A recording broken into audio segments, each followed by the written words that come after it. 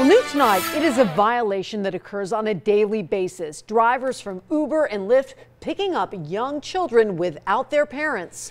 Now, though it is against company policy, Chief Investigator Darcy Spears found that this dangerous practice is really rampant across our valley, and drivers say no one is truly trying to stop it. Okay, and who's the 18-year-old? And I need to see ID of the 18-year-old. That's what Uber says it encourages drivers to do when they arrive at a pickup to find a child waiting for a ride. You guys, we're not allowed to pick up unaccompanied minors.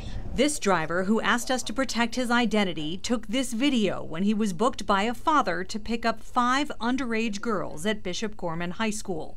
Their response when he denied the ride? Everyone else does. Yes. That is what many drivers do in violation of policies for Uber and Lyft.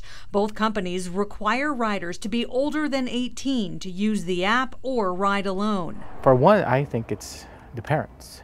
They're the ones ordering it, and the problem is the driver's willing to take the risk. He says there's a financial incentive to break the rules because drivers get bonuses based on how many rides they complete each week. This is a big problem. Barry Werman drives for Uber and Lyft in Phoenix. I've had 8 or 9-year-olds that I've gone to pick up at 10:30 at night. And here in Las Vegas? The child was about 10, 12 years old, somewhere around there. And I had to bring him to his mom's yoga class. So I went ahead and took the child knowing that I would be a safer driver, guaranteed, compared to maybe some other drivers. With more than 7,000 rides, Frankie Guarino has been driving for Uber and Lyft since they first hit Las Vegas streets. He says there's a big loophole in driver background checks. You guys do go through background checks, but they don't fingerprint, right? That is correct. And he knows unsafe is an understatement when it comes to the risk children in rideshare face. Case in point, Samer Maran of Huntington Beach, currently on the loose and wanted by police after failing to show up last week in an Orange County court. He's facing multiple felony charges involving the drugging and rape of an unconscious minor teenage girl in the back seat of his Uber car. Her parents had booked the ride to bring her home.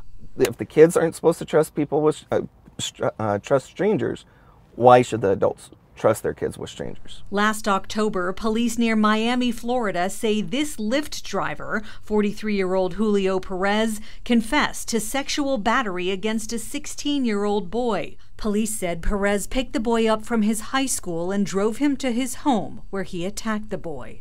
And I won't put my kid with a stranger.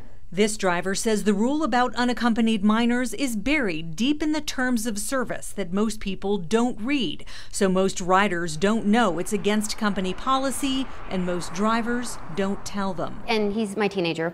And he's like, "Mom, we all use Uber." And Adrian Simmons' situation will sound familiar to many busy Valley families. I have 3 kids. They're all in soccer, working full time, so schedule is crazy. My husband and I are always on the go. And sometimes one has to be at this location, one has to be at this location. And my son was like, well, I'm just going to call Uber to take me to the soccer game. She says he's never been questioned by the drivers who pick him up. He's never been denied a ride. I mean, now that I know there is a minimum age, I probably will think twice. Both Uber and Lyft confirm unaccompanied minors are not permitted, but neither would provide an on-camera interview. Uber's statement added, when we confirm that an Uber rider account has been created by a minor, we remove the account holder's access to Uber. Account holders who allow unaccompanied minors to use their account to ride can also lose access. The drivers we spoke to question the company's commitment to pursuing reported violators. You get a canned response that it's against the policy and we're not going to match you with these guys, and we're going to try to investigate.